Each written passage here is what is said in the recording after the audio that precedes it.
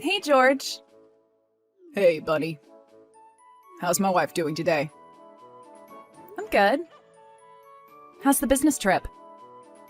Boring and businessy. How's my little champ getting on? Rex is good. He's joining Little League soon.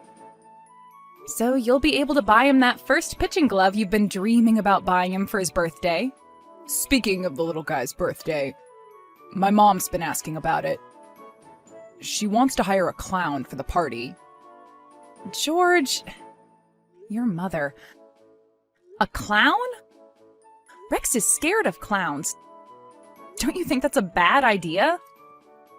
Yeah, but you know what my mom's like. She thinks fears are irrational and that children need to be exposed to their fears in order to get over them.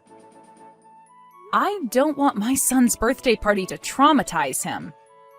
If he's scared of clowns, that's not an irrational fear he needs to overcome. Plenty of people are scared of clowns. Heck, I'm kind of scared of clowns. Me too. So, did your mom force you to suffer clowns at your birthday parties growing up? Well, I didn't really have many birthday parties growing up, as my parents' divorce. And then having to spend my birthday wondering where my dad was. So even if my mom can be a bit forceful, it's still sweet she wants to be involved with Rex's birthday party. She was a very distant mom. So I'm happy she's invested in Rex's life. But she shouldn't be overbearing. I mean, I'm happy that your mom wants to be involved with Rex, but she's not Rex's mother. I am.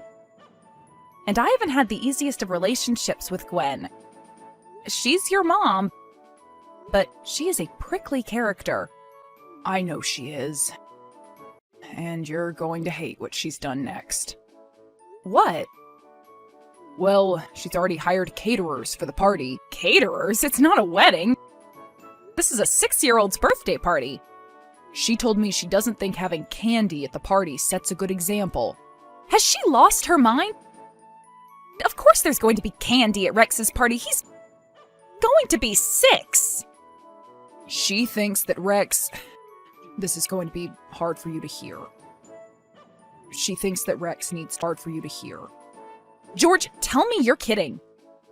I'm not kidding. My mom's afraid that Rex will be bullied if he doesn't lose weight. That the other kids will pick on him. She thinks he eats too much fast food. So she's arranged to have caterers make these sandwiches that the kids can eat. They're all low fat. To be fair to my mom, they all sound delicious.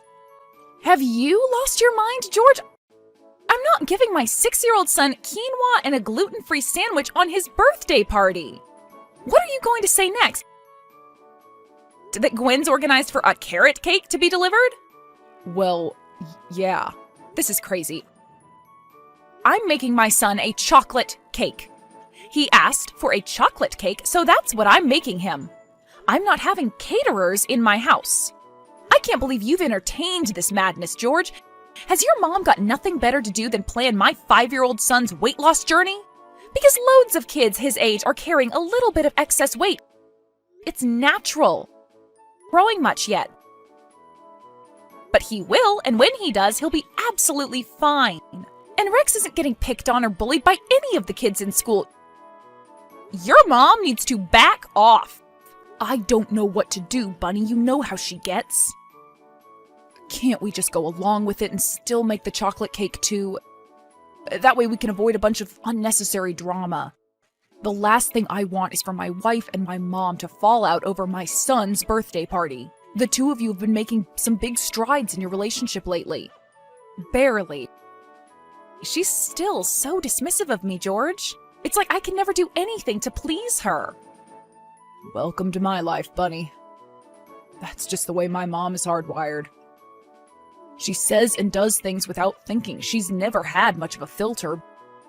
But honestly, her heart's in the right place. I wouldn't let her get so involved if I thought it wasn't. And besides, she did help us out a lot when Rex was born. Financially. We were in a bad place, Bunny. I'd just been laid off. You weren't working, obviously, because you were pregnant, but we kinda owe her. So what, George? I'm supposed to let her do and say whatever she wants because she lent us some money 5 years ago? I think that debt's been repaid. Literally and metaphorically. I still think we owe her, and I disagree with you about letting her be involved in Rex's birthday party. And if she wants Rex to be healthier, then I'm all for it. You don't actually agree with her about Rex's weight, do you? It wouldn't hurt him to lose a couple of pounds. I know what you're really saying here, George. That you think I'm a bad mother. I never said that, and I don't think that. You think I'm trying to fatten up our child? I've never forced any kind of toxic expectations on my child. And frankly, I'm disgusted that you think that. I'm sorry, Bunny. But if you're going to tell my mom that she can't be involved in Rex's birthday party, you're going to have to tell her yourself. Okay, George. I will. Enjoy the rest of your trip. Goodbye. Hey, Gwen. Hello, Bunny. Preparations for Rex's big day progressing well, I take it? Yes, he's really looking forward to spending the day with his friends. And he's looking forward to his dad coming home for it. Yes, I've been meaning to talk to George about these business trips of his. It's not good for a son to have an absent father. George should know that better than anyone. I'm surprised his father even remembered when his birthday was. He was such a painfully arrogant man. Yeah, it sounds like George had a tough childhood. He's desperate for Rex to have a more enjoyable time at his birthday parties. Which brings me on to Rex's party. George tells me you want to hire a clown? Yes, I know a wonderful clown. He's an old friend of mine. His name is John. John? John the clown? Yes. Does that ring any alarm bells for you at all? Oh, come on. Poor John. His business has never really been a success because of the associations with that monster John Wayne Gacy. But it's not his fault he's called John. It shouldn't detract from his ability to perform. He's a remarkable clown. Even so, you do realize that Rex is terrified of clowns. He hates going to the carnival because there might be a clown there. That is precisely the reason why I believe that employing a clown to perform at Rex's party would help cure him of this phobia. If a child refuses to eat his fruit or his vegetables, you don't stop feeding your child fruits and vegetables. Or have you? What's that supposed to mean? It means that it wouldn't hurt for Rex to try new things. Like what? A carrot cake? So George told you about my plan for catering? Yes, he told me. It is madness, Gwen. This is going to be a birthday party for a 6-year-old. I'm not going to have Rex on the clown's performance before finding consolation in a slice of carrot cake. That actually sounds traumatizing for a child. It's supposed to be fun. Rex is overweight, Bunny. He indulges in bad habits and you let him. But it's not surprising you've set a bad example. Again, Gwen, what is that supposed to mean? Please elaborate. Well, you're not exactly a beacon of health yourself. You've let yourself go since you gave birth, Bunny. Just because George is afraid to tell you, it doesn't mean it's not true. Have you lost your mind? No, I have not. I've suffered your insults and your manipulative comments for long enough. How dare you suggest that I set a bad example for my child? How dare you suggest I need to lose weight? That my son needs to lose weight? I'm a great mom. I love my child unconditionally. And if we're going to get personal, I don't believe I can say the same thing about you. Are you saying I don't love George? I'm saying that the reason why George had a miserable childhood wasn't solely down to his father. I would wager that it had a lot to do with your mothering. You would wager, would you? I don't recall you being present during George's childhood. It wasn't easy being a single mother, Bunny. He was a terrible person. I won't bore you with the details of his monstrosity, not that you'd have much sympathy anyway. You were brought up with a silver spoon in your mouth. But that's not the reality for a lot of mothers. I had to struggle to provide for my son, and you are forgetting that it was I who helped you financially in your time of need. Without the money I lent you when George was laid off, you would have been homeless. I do remember how you helped us out, Gwen, and we will be eternally grateful to you for that. But I'm not going to spend the rest of my life feeling like I owe you my life.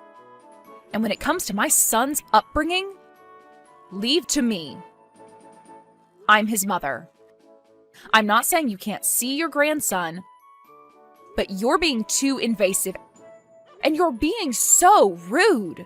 So I'm going to draw a line in the sand here. You need to cancel the caterers. And you're going to need to tell John the Clown that he can't perform at this birthday party. And that is final. Okay, Bunny. You're right. You are his mother. You make the calls. However, I'm his grandmother, and he will be a very sad boy if I am not there at his birthday party. Are you saying you won't come if you don't get your way? I'm saying that I'm not going to go to a birthday party where the kids have free reign to do whatever they want to do. There need to be some rules. Kids need boundaries. You are setting a dangerous precedent here, Bunny, and I'm not going to be present for that. You are so selfish. And what precedent is that exactly? Letting your child eat candy on his birthday? Wow. I must be a terrible mom. Give me a break, Gwen. I know your heart is in the right place, but that is one cold heart. If you change your mind, you are always welcome at the party.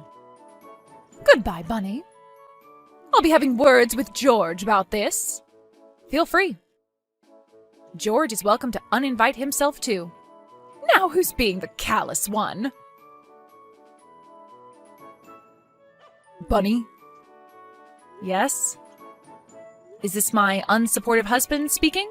Oh, come on, Bunny. What's gotten into you? I just got off the phone with my mom. She's beside herself. She's so upset. What's gotten into me? Am I the only person who hasn't lost their mind? Did your mom tell you what she said to me? Yeah.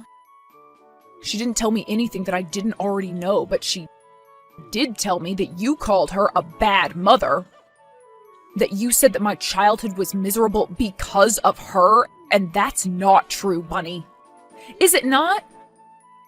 George, you never tell me anything about your childhood that isn't miserable. You told me that on your 12th birthday, your mom made you cook dinner for her. That's astonishingly miserable in my book. She wanted me to learn how to cook. And my mom wasn't around much when I was a child, so I needed to look after myself. Exactly, George. Your mom wasn't around much when you were a child. Isn't that sad? She didn't have much of a choice, Bunny. My father was not a good person. When my mom finally built up the courage to divorce him, she took me across the country with her. She had to uproot our entire lives just to keep us safe. And not only that, she had to work full time to keep a roof over our heads. My mom wasn't always rich. She didn't always have money. She struggled for a lot of my life. And I've never questioned her decisions. Not once. She might not be the most sweet-natured person in the world, but I've said it 1,000 times before and I'll say it again. She's a good person. She loves Rex. One of the reasons she's being so intrusive with Rex is because she was so absent when I was a boy. I think, in her own way, she's trying to make up for it. I get it, George. and I'm sorry. I don't think your mom is a bad person. I've never thought that. And I'm sorry I jumped to conclusions about your childhood. But that doesn't change the fact that I'm not going to change the way I bring Rex up. Your mother's decisions when she was in my position are very different from mine. We're different people. That doesn't make either one of us wrong or our values wrong.